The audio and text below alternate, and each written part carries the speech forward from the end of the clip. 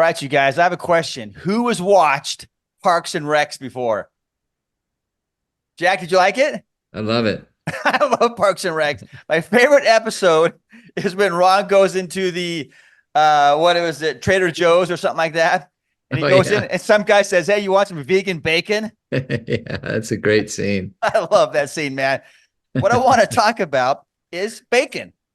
And when I had an episode um with somebody a couple weeks ago that was vegan, and I was explaining our program Insulin IQ and what I was eating, and that I said the word I was eating clean, right? I'm not eating anything out of a bag in a box.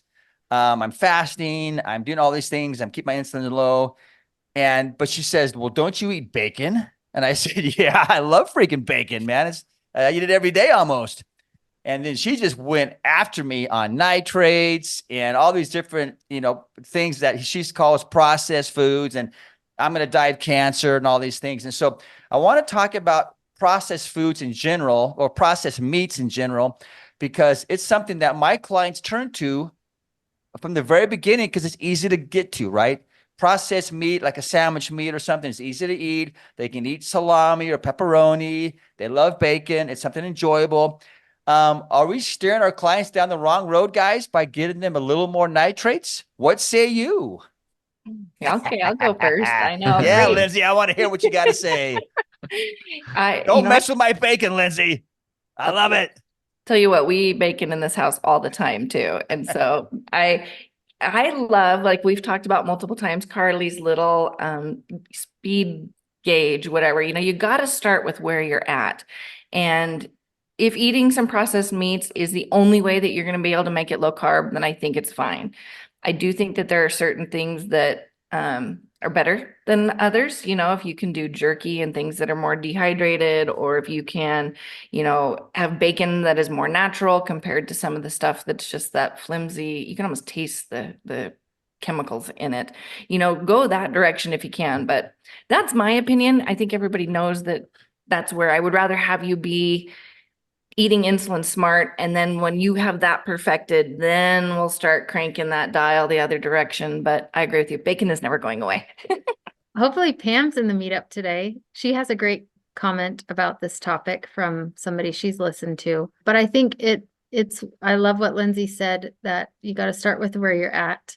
And when you're cleaning up the big things, when you're improving insulin resistance and making those huge changes, you can handle probably some of those little issues a lot better than if your insulin resistance is out of control and you have fatty liver and all those things. So I think it's the whole good, better, best. There's definitely better options than bacon, but I think you can handle some of that if you're not dealing with the big pieces so much. The Hey, big Jack. pieces of bacon, you mean? Yeah. Jack, I am going to disagree with Carly and Lindsay. Okay, good. I know they're typically way smarter than me, but I'm telling you, I'm going to disagree. Brett Shore, our friend over at Diet Doctor, did a study talked about a study that somebody did in 2019 about nitrates and bacon. And they did a meta-analysis, and they basically showed that there was very little it was doing to overall health. We hear so many times from the World Health Organization that meat's going to give us cancer. Well, that's bullshit, right? So sometimes we just, okay, well, this is bad for us. What if it's not bad for us? What if the data is not there, right? I mean, Ben always talks about data, but it's got to be good data, right? And so go to Diet Doctor, just type in bacon and nitrates, read the article. It's fascinating.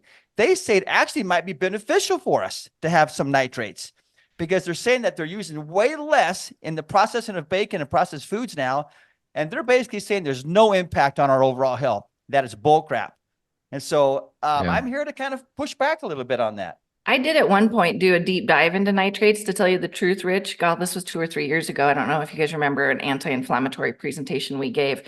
But the nitrates part of it, they said naturally occurring nitrates were 100% beneficial, especially Yes. with the nitric oxide pathway and all of that. So I agree but I'm glad that you brought this up, because I hadn't found any specific research articles that talked about what level and where they came from. So that's good news. we haven't seen weak observational data before, have we? No, of course not.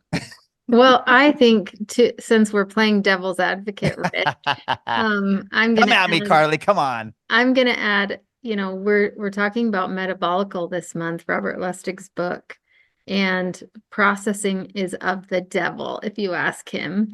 And I think the closer to nature you can find your food, probably the better off it is, regardless of what the research says. It's always better to find it in the way it came, is my take. But like you said, maybe there's some differing opinions out there. I don't mean to put words into Ben's mouth because I don't remember exactly what he said, but it was fairly recently that we were talking to him. I can't remember if it was during a metabolic classroom Q&A or whatever. And he kind of had the position that you just took, Rich, that for the most part, it's a non-issue, and it's been made, this nitrate thing has been made into a big issue, and it's not supported by the data. At least that's what I remember him saying. That's All right. good to hear, because I don't think any of us cut out processed meats, right? It's just not. I mean, I guess somebody could do it, but I certainly can't do it. My day's too busy.